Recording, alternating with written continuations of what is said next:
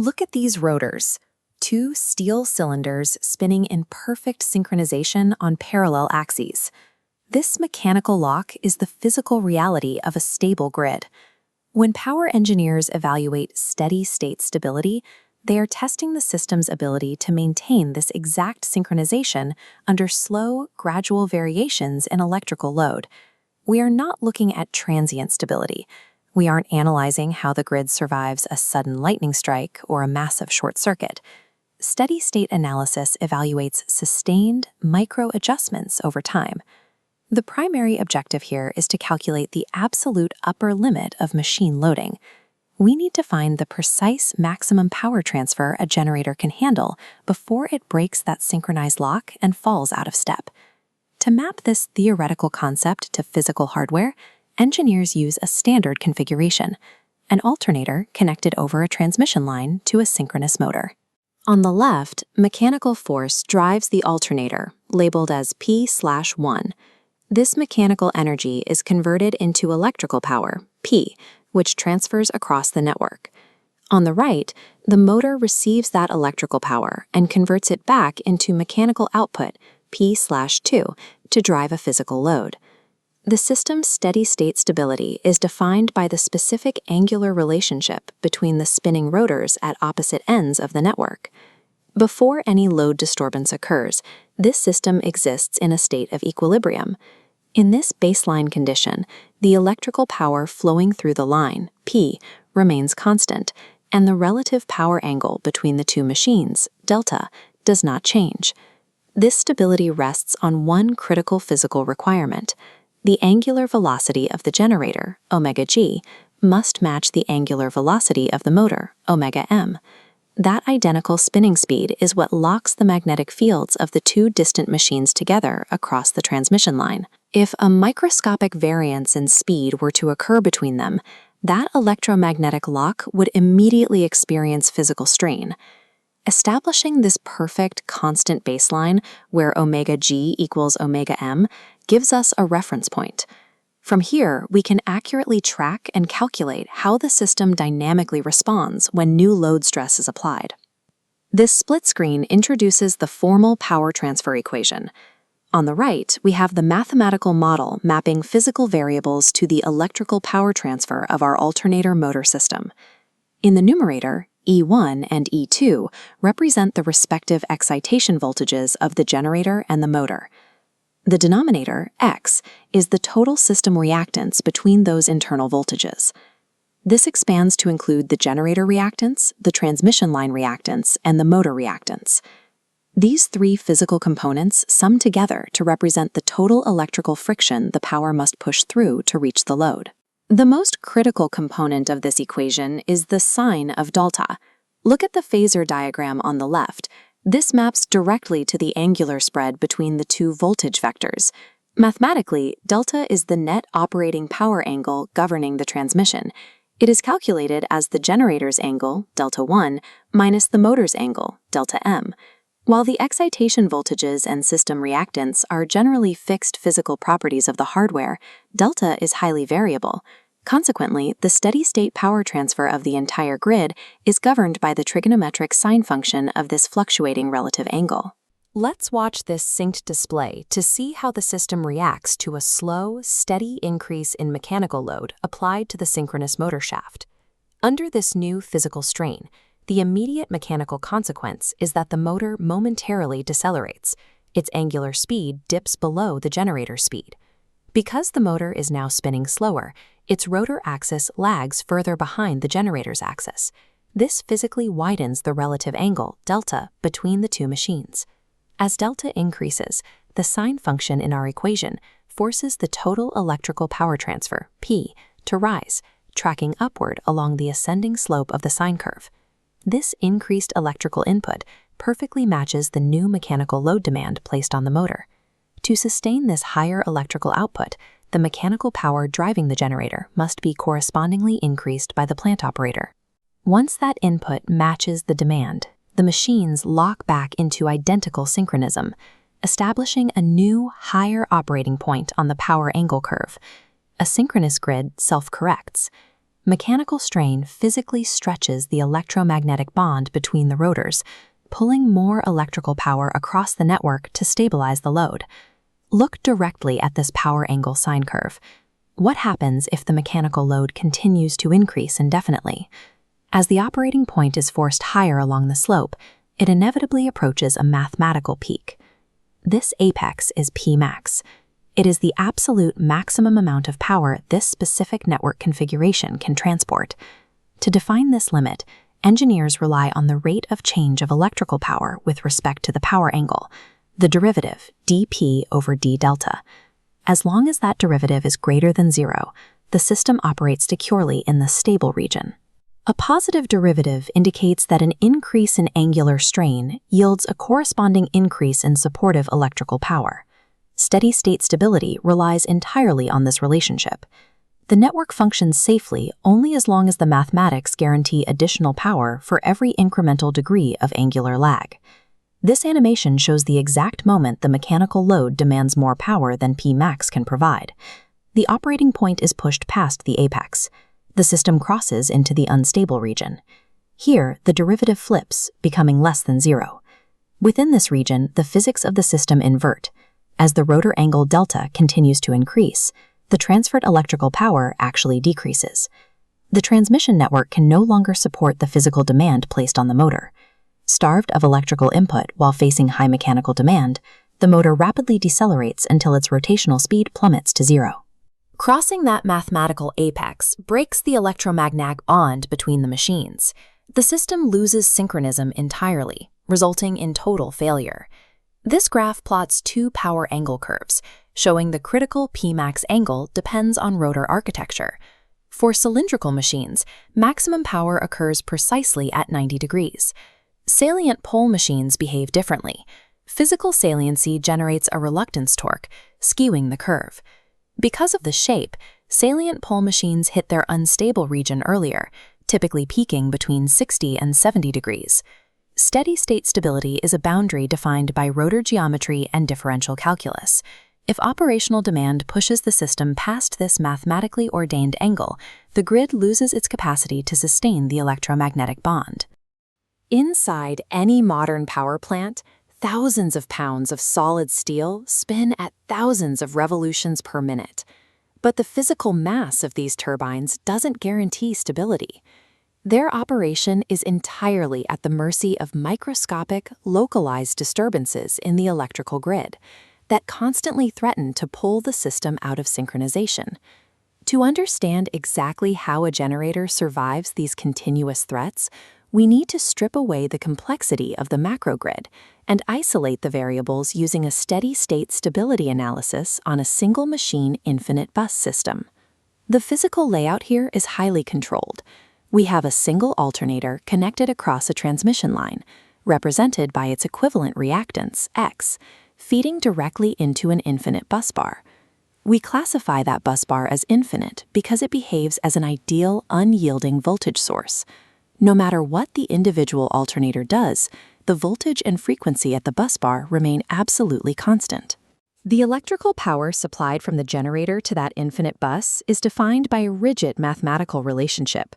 The active power output, PE, is the product of the alternator's internal excitation voltage, E, and the infinite bus voltage, V, divided by the equivalent reactance, X.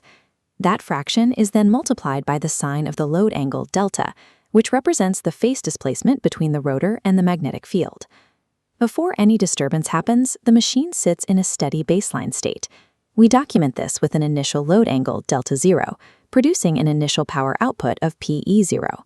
Assuming the voltages and reactance are constant, the electrical power output will hit its absolute maximum when the sine of the load angle equals exactly 1. The engineering problem is that this perfect initial state is incredibly fragile. Consumer load demand fluctuates every second. When those micro-deviations occur, we have to calculate exactly how the machine reacts to ensure it doesn't spiral into a total loss of synchronism. This chart visualizes the power equation, showing electrical power output as a pure sine wave across varying load angles in radians. The absolute peak represents maximum theoretical power, while our initial stable operating point sits comfortably on the rising slope at delta 0. When a transient disturbance hits the system, like a sudden drop in grid demand, the rotor accelerates briefly, forcing the load angle to increase. We define this physical shift as an increment of delta-delta. The system is now operating at a new, disturbed angle. To find out if the generator will stabilize or fail, we take that new, expanded angle and plug it straight back into the primary power equation, then expand the sine function using the standard trigonometric identity for the addition of two angles.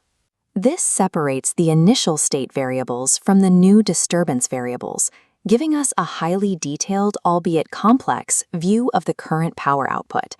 But we can dramatically simplify this expression by applying small angle approximations, which work explicitly because the physical deviation in a stable grid is microscopic. First, the cosine of a microscopic radian angle is essentially 1, so we safely replace it with a 1. Second, the sine of a tiny angle is practically equivalent to the angle itself, letting us swap the sine term for just the delta-delta variable. Substituting those linearized approximations back into the bracket strips away the complex trigonometry. To measure exactly how much the power output changed due to the disturbance, we subtract the initial baseline power from this newly simplified disturbed state. The terms representing the original operating state cancel each other out entirely. We are left with a single, isolated expression for the change in active power. This isolated fragment of math is the reactive force that dictates whether the spinning rotor locks back into pace or tears itself out of synchronization. The core of that remaining equation is the bracketed term, maximum power multiplied by the cosine of the initial angle. We define this specific term as the synchronizing power coefficient, represented as PS.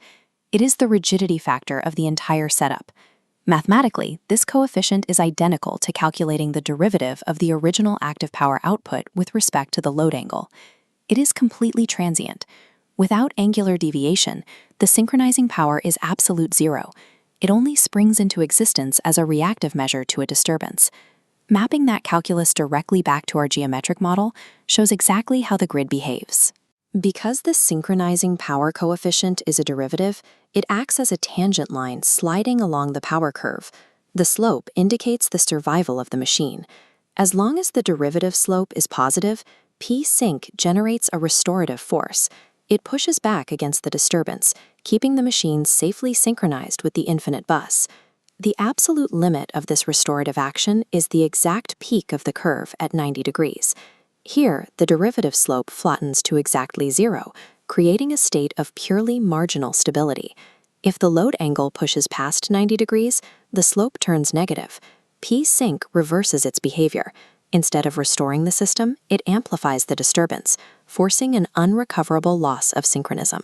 For a standard, smooth rotor generator, maintaining steady-state stability is a strict exercise in keeping the operating angle securely underneath this 90-degree geometric threshold. But the 90-degree limit is not a universal law. The moment we evaluate a generator with a different physical architecture, specifically a salient pole machine, the simple sine wave model falls apart entirely. Cylindrical rotors have uniform air gaps and a perfectly smooth shape. Salient pole rotors feature heavy, cross-shaped protruding poles that disrupt the magnetic symmetry. Because of this textured shape, the magnetic reactances are no longer uniform. The machine experiences distinct reactances along its direct axis and its quadrature axis.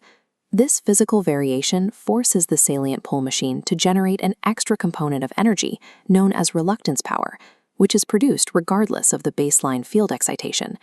When we factor in reluctance power, the foundational electrical power equation requires a new, complex second harmonic term. To find the new stability limit, we have to recalculate the synchronizing power coefficient by taking the derivative of this expanded equation. Differentiating that second harmonic term injects a heavy cosine multiplier directly into the final P-sin calculation. This chart overlays the new salient pole mathematics onto our original model. The reluctance power severely distorts the pure sine wave, pulling the geometry out of symmetry. The mathematical weight of that new cosine factor forces the peak of the curve, the point where the derivative slope hits 0, to physically shift to the left. Because of this geometric shift, a salient pole machine will succumb to a negative stability coefficient and lose synchronism well before the load angle ever reaches 90 degrees. A secure power grid requires precise math. To reliably protect a system from losing synchronization, engineers must map the specific physical architecture of the rotor directly into the rigorous calculus of steady-state stability. The power grid operates as a vast, rigid mechanical system. Its survival relies entirely on massive spinning rotors remaining in perfect alignment. Every time a factory powers up or a city turns on its lights, the resulting load shifts test the limits of that synchronization. Engineers measure this resilience through steady-state stability. This is the system's ability to retain synchronism and return to its original operating position after facing slow, gradual, and small electrical disturbances. The primary objective of analyzing this steady state is finding a very specific boundary, the exact upper limit of power transfer before the network irrevocably breaks apart and loses synchronism. To find that limit, we examine a precise system topology.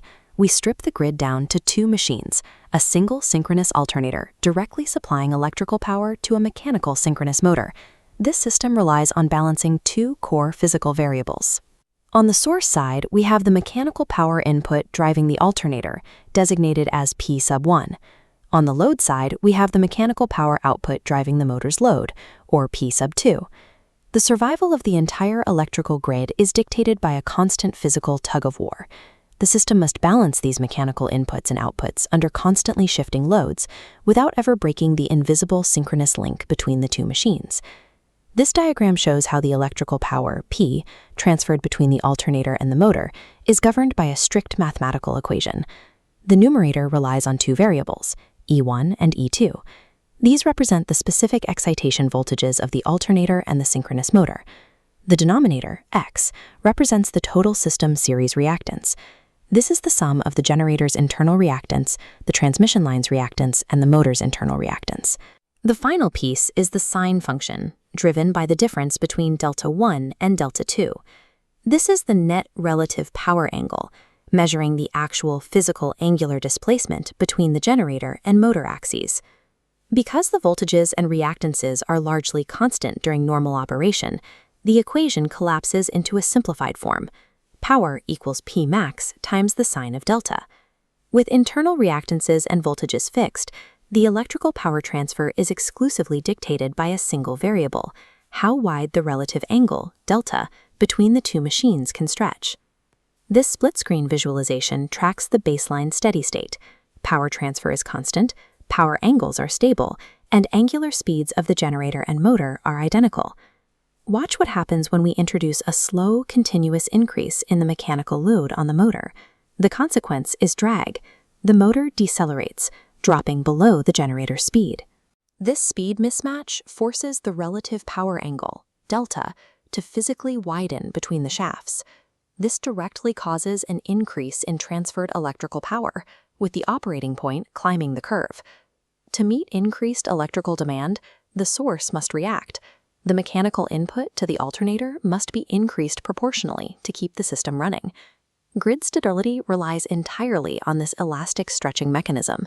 The rotors physically separate in angle, allowing the network to push more power through. Why does the system successfully settle at this new operating point instead of spiraling out of control? The answer lies in the calculus of stability. The rate of change of electrical power with respect to the power angle must remain positive. Because this derivative is greater than zero, any angle increase yields more power, creating a natural, stabilizing feedback loop. The operating point shifts continuously along the curve, moving from its initial position to a new, higher stable point to balance the load increment. As long as the system operates on the upward slope of the curve, the network possesses the mathematical capacity to heal its own speed mismatches. But that mathematical capacity is finite. Consider a scenario where the mechanical load on the motor continues to climb relentlessly. Eventually, the operating point reaches the exact steady-state stability limit, the absolute maximum peak of the power angle curve. At this exact peak, the network is transmitting the maximum possible amount of electrical power that the transmission lines and internal reactances can physically support. The fatal error occurs when the mechanical load increases past this threshold, pushing into the unstable region. This triggers a paradox. The speed mismatch forces the angle to widen, but because the curve drops, electrical power transfer begins to decrease. Increasing mechanical input to the alternator is now useless. The network itself is mathematically incapable of converting that extra input into higher electrical transfer. The consequence on the motor is immediate. With electrical input dropping while mechanical load remains high, the motor faces a severe deficit in driving torque. The synchronous motor continuously decelerates. Its speed drops to absolute zero, and it completely loses synchronism with the grid. Reaching a negative power derivative is a death sentence. It is the exact moment the physical machinery permanently outpaces the mathematical limits of electricity. This graph plots the theoretical power limit shown so far, which assumes a perfectly symmetrical, cylindrical round rotor machine. For these cylindrical machines, total structural collapse occurs precisely when the relative operating angle crosses the 90-degree threshold. However, alternative hardware alters the math. Salient pole synchronous machines use an asymmetrical design. These salient pole machines generate an additional physical force known as reluctance torque. This shifts the maximum power transfer point to an operating angle well below 90 degrees. For salient pole systems, the absolute point of no return typically occurs much earlier, firmly within the 60 to 70-degree range. The internal hardware geometry of the rotor physically dictates the mathematical boundaries of the grid's survival. Evaluating this kind of angular stability carries one absolute prerequisite. It only applies when there are multiple synchronous machines working in tandem. You can only manage a relative angle when you have two machines to measure against one another. The process is incredibly delicate. A slight mechanical load increase causes a microscopic speed mismatch. That mismatch expands the power angle, pushing the system upward against the absolute mathematical limit of its own reactance.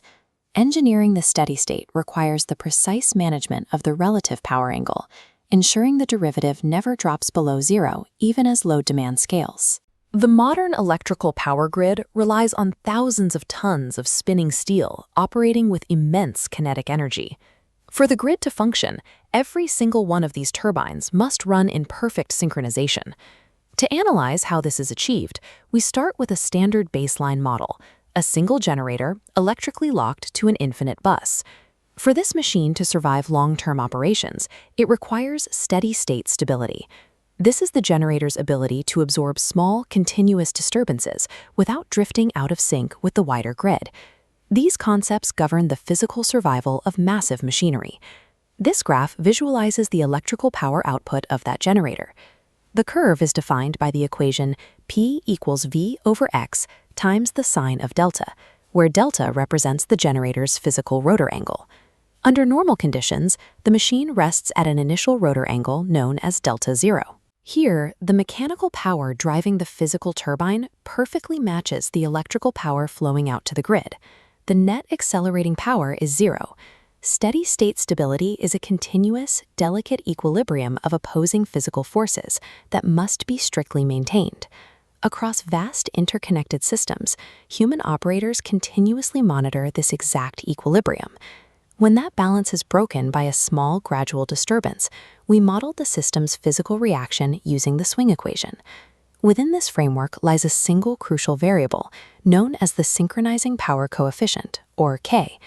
K is the strict mathematical arbiter of the grid. Its value alone dictates whether a generator's physical poles will absorb a shock and stabilize, or spiral into an exponential failure. A sudden minor fault occurs, sending a subtle physical perturbation straight through the massive generator's mechanical shaft. We track this starting with the raw, nonlinear swing equation, which balances inertia against power output. The disturbance forces a minute rotor angle shift. We inject this physical change into our formula, shifting the state from delta zero to delta zero plus delta delta. Because nonlinear physics are difficult to predict dynamically, we linearize the equation strictly around our initial operating point. This maneuver yields a new cluster of variables, Pmax times the cosine of delta zero multiplied by our angle change. That Pmax cosine segment represents the specific rate of change of power relative to the angle. We formally replace that entire cluster with a single letter, K, the synchronizing power coefficient. Linearizing the physics reduces a complex grid shock down to a highly manageable differential equation dictated entirely by K. In the real world, we must account for physical constraints. The sheer mass provides inertia, m, and mechanical friction creates inherent damping. We inject this physical friction into our linearized model as the system damping coefficient, d. To solve this, we execute a Laplace transform, giving us a clean, second-order characteristic equation. Since it is a quadratic equation, we locate its roots using the standard quadratic formula. Plugging in our specific system parameters, we arrive at the final analytical form for our roots. These two roots are the system's poles. Their mathematical coordinates serve as the underlying code dictating the dynamic survival of the generator. Here, we see a blank complex S-plane positioned alongside our root equation. This plane maps the generator's behavior based on k. Let's start with case 1. K is positive. A positive k ensures that the subtraction inside the square root yields a negative overall value. This produces complex conjugate roots, plotting strictly on the safe left half of the S-plane. Physically, the negative real part guarantees that any oscillatory disturbance will naturally decay over time. The generator safely stabilizes. In case 2, k drops to exactly 0. The k term vanishes, collapsing the square root. While one pole stays on the negative real axis, the other rests exactly at the origin point. A pole at the origin creates a marginally stable system. The physical swing won't decay, but it won't grow either. Finally, case 3, k falls into negative territory. The value under the square root becomes entirely positive and larger than the damping term. This drives one pole straight into the right half plane. A single pole in the right half plane mathematically guarantees that the angular deviation will grow exponentially over time. The generator violently loses synchronism. We can distill this behavior into a clean engineering matrix covering all three potential stability states. A positive k guarantees left half plane containment. A 0k leaves a pole stranded at the origin. A negative k triggers a right half plane failure. Grid stability requires total precision. The physical operating point of the machine directly dictates the mathematical sign of k. As long as engineers tune the system to maintain a positive rate of change in power relative to the angle, the poles remain mathematically caged in the safe zone. The linearized swing equation provides the definitive predictive framework used to ensure an alternator survives the constant shocks of grid operation. Proper pole placement, dictated entirely by k, is the unseen mathematical architecture keeping the world's power grids synchronized and functioning.